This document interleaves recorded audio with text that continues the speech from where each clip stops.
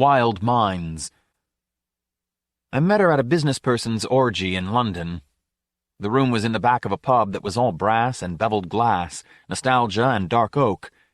The doorkeeper hesitated when it saw how many times I'd attended in the last month, but then I suggested it scroll up my travel schedule, and it saw that I wasn't acting out a sex addiction script, but properly maintaining my forebrain and hindbrain balances, so it let me in. Inside, the light was dimly textured and occasionally mirrored. Friendly hands helped me off with my clothing. "I'm Thom," I murmured, "and Anna-Louise, Enoch, Abdul, Magdalena, Claire," those nearest quietly replied. Time passed. I noticed Hellene not because she was beautiful, who pays attention to beauty after the first hour, but because it took her so long to find release. By the time she was done, there was a whole new crowd. Only she and I remained of all who had been in the room when I entered. In the halfway room, we talked. "My assemblers and sorters got into a hierarchic conflict," I told her. "Too many new faces, too many interchangeable cities." She nodded. "I've been under a lot of stress myself. My neural mediator has become unreliable, and since I'm scheduled for an upgrade, it's not worth it running a purge. I had to offline the mediator and take the week off from work." "What do you do?" I asked. I'd already spotted her as being optimized. "She worked in human resources," she said. When I heard that, I asked, "Is there any hope for people like me? Those who won't accept optimization, I mean?" "Wild minds?" Hellene looked thoughtful. 5 years ago I'd have said no, open and shut, end of story, period, zero res. Today, though—" "Yes?" "I don't know," she said in an anguished voice. "I simply don't know." I could sense something significant occurring within myself, intuit some emotional sea change organizing itself deep on the unseen levels, the planners building new concept language, the shunts and blocks being rearranged. Of course, I had no way of knowing what it was. I hadn't been optimized. Still. "Can I walk you home?" I asked. She looked at me for a long and silent second. "I live in Prague." "Oh." "We could go to your place if it's not too far." We took the hypermetro to Glasgow, got off at the Queen Street station and walked up to my flat in Renfrew Street. We talked a little on the train, but Hellene fell silent when we hit the street. They don't like the old places, the new people, cluttered with seedy pubs and street-corner hangouts, the niches where shabby men sit slumped over their whiskey and paper bags, the balconies from which old women watch over the street. It unnerves them, this stench of accommodation and human dirt. It frightens them that it works so well when it so obviously shouldn't. "You're a Catholic," she said. She was looking at my icon, a molecular reproduction of Ad Reinhardt's 4TM. It's one of his black paintings, his first, and modestly small. At first, it seems unvaryingly colorless.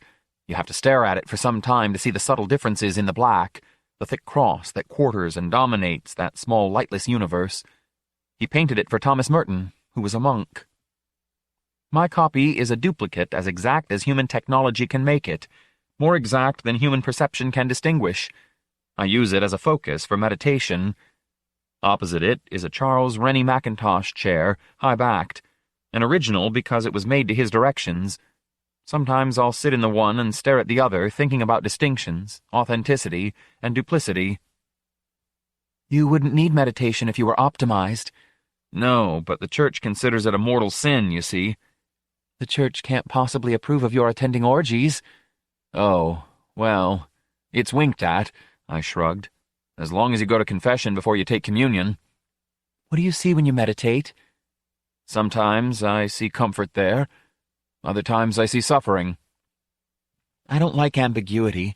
It's an artifact of the old world." She turned away from the picture. She had those chill Scandinavian features that don't show emotions well.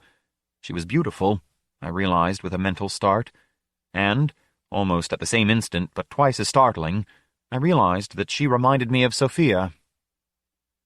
Out of nowhere, without transition, Hellene said, "I must return to Prague. I haven't seen my children in 2 weeks." "They'll be glad to see you." "Glad? I doubt it. No more than I will be to see them," she said in the manner of one totally unable to lie to herself. I've spun off 3 partials that they like considerably more than they do me, and I signed them up with Sterling International for full optimization when they were 8. I said nothing. Do you think that makes me a bad mother? I wanted children too, I said, but it didn't work out. You're evading the question. I thought for a second. Then, because there was no way around it short of a lie, I said, Yes, I do. And, I'm going to put a kettle on. Would you like a cup? My grandfather used to talk about the value of a good education.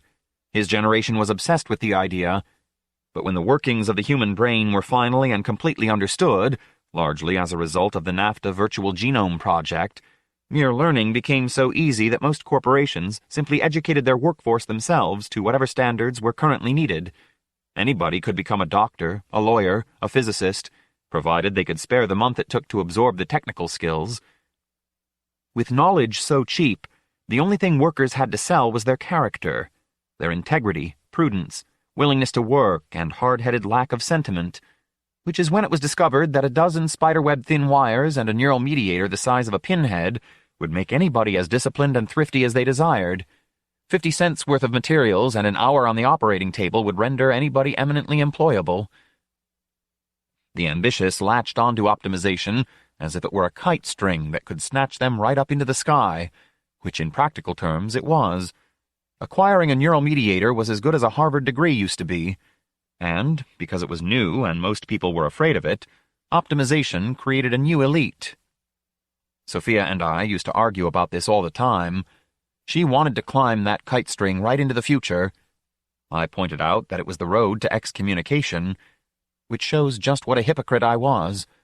Back then I was not at all a religious man. I didn't need the comfort of religion the way I do now. Let you take your arguments where you can get them.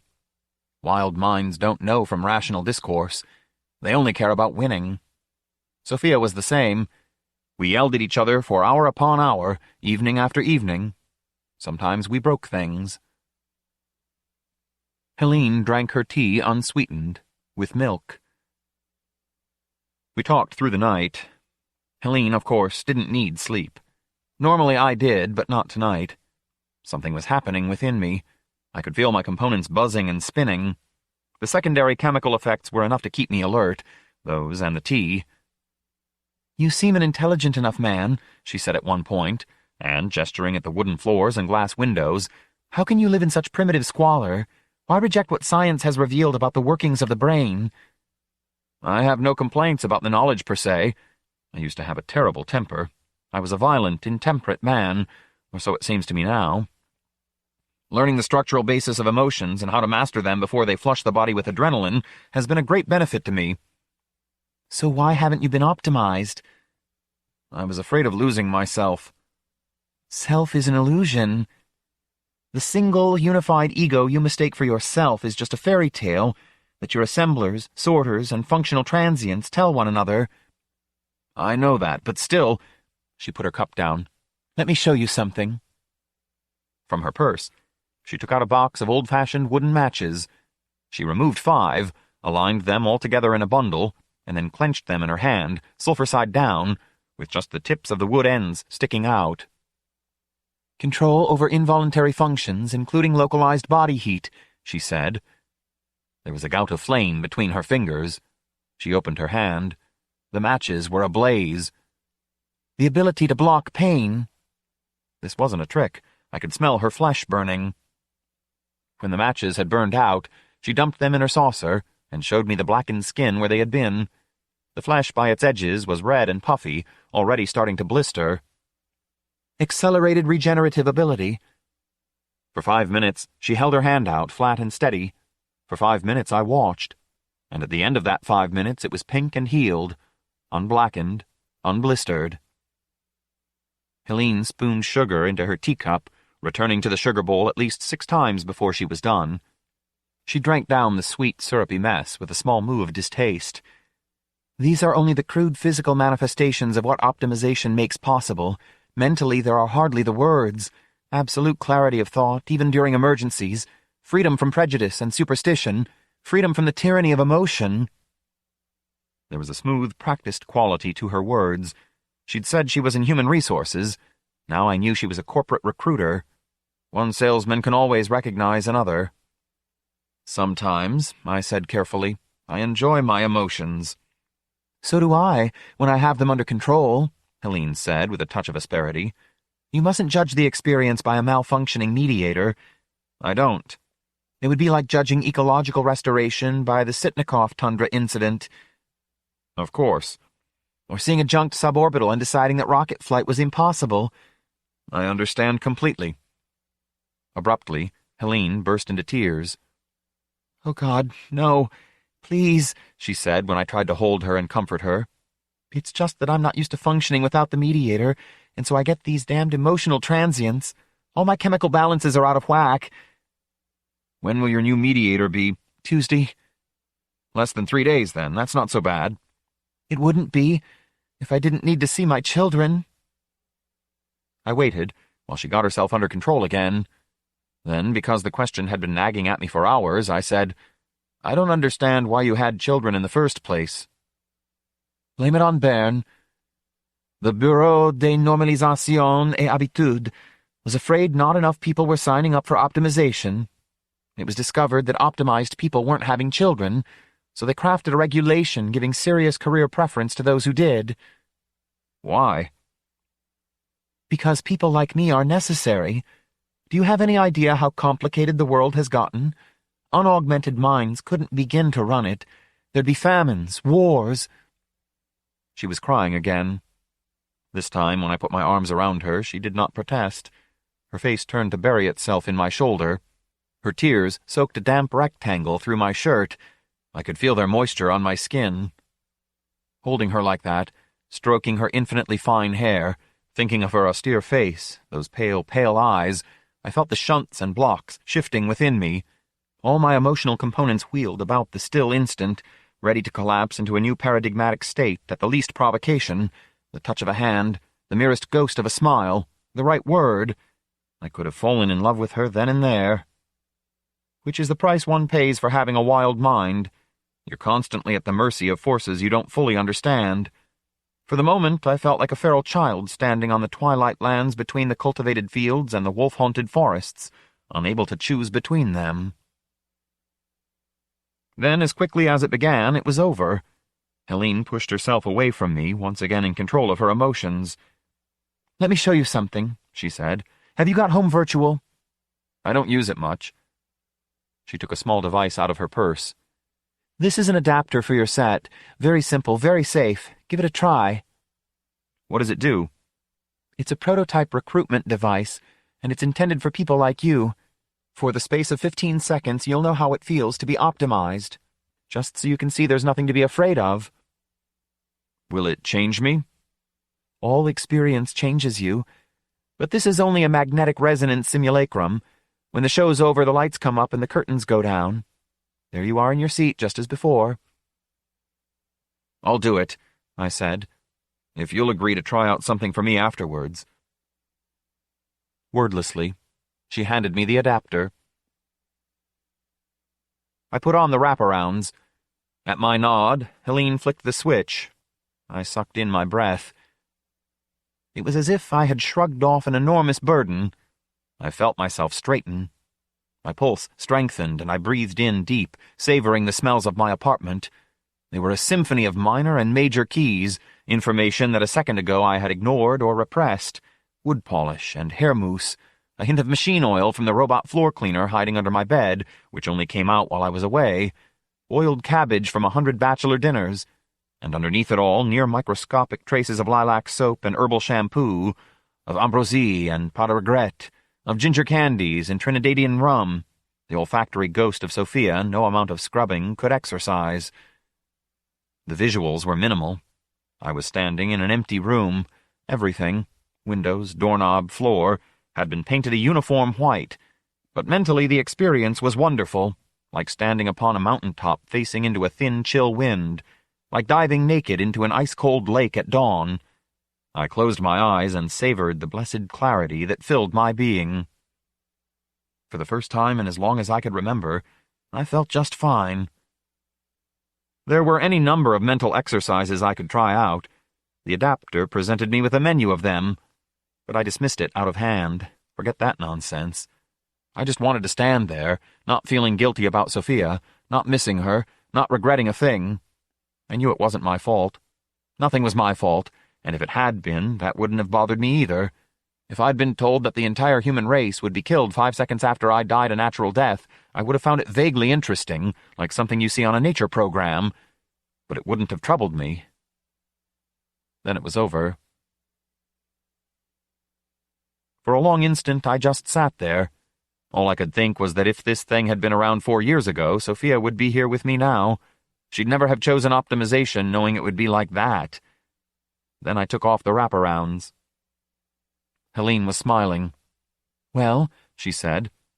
She just didn't get it. "Now it's your turn to do something for me." For a flicker of an instant she looked disappointed, but it didn't last. "What is it?" "It'll be morning soon," I said. "I want you to come to Mass with me." Hellene looked at me as if I'd invited her to wallow in feces. Then she laughed. "Will I have to eat human flesh?" It was like a breath of wind on a playing card castle. All the emotional structures my assemblers had been putting together collapsed into nothingness. I didn't know whether I should be glad or sad, but I knew now that I would never, could never, love this woman. Something of this must have showed in my expression, for Hellene quickly said, "Forgive me, that was unspeakably rude." One hand fluttered by the side of her skull. "I've grown so used to having a mediator that without it I simply blurt out whatever enters my head." She unplugged the adapter and put it back in her purse. "But I don't indulge in superstitions. Good God, what would be the point?" "So you think religion is just a superstition?" "It was the first thing to go after I was optimized." Sophia had said much the same thing the day of her optimization. It was an outpatient operation, in by 3, out by 6, no more complicated than getting your kidneys regrown. So she was still working things out when she came home. By 7, she'd seen through God, prayer, and the Catholic Church. By 8, she had discarded her plans to have children and a lifelong love of music. By 9, she'd outgrown me. Hellene cocked her head to the side in that mannered little gesture optimized business people use to let you know they've just accessed the time. "It's been lovely," she said. "Thank you, you've been so very kind. But now, if you'll excuse me, I really must go. My children—" "I understand." "I face a severe fine if I don't see them at least twice a month. It's happened 3 times so far this year, and quite frankly, my bank account can't take it." On the way out, Hellene noticed the portrait of Sophia by the door. "Your wife?" she asked. "Yes." "She's exquisite." "Yes," I said. "She is." I didn't add that I'd killed her, nor that a panel of neuroanalysts had found me innocent by virtue of a faulty transition function and, after minor chemical adjustments and a 2-day course on anger control techniques, had released me onto the street without prejudice. Or hope. That was when I discovered the consolation of religion. Catholics do not believe in faulty transition functions. According to the Church, I had sinned. I had sinned, and therefore I must repent, confess, and atone. I performed an act of true contrition, and received absolution. God has forgiven me. Mind you, I have not forgiven myself. Still, I have hope. Which is why I'll never be optimized. The thought that a silicon-doped biochip could make me accept Sophia's death as an unfortunate accident of neurochemistry and nothing more turns my stomach.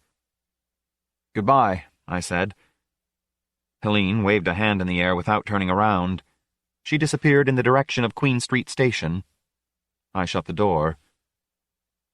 From Hill Street, which runs the height of Glasgow's Old City, you can stand at an intersection and look down on one side upon Charing Cross and on the other upon Cowcaddens.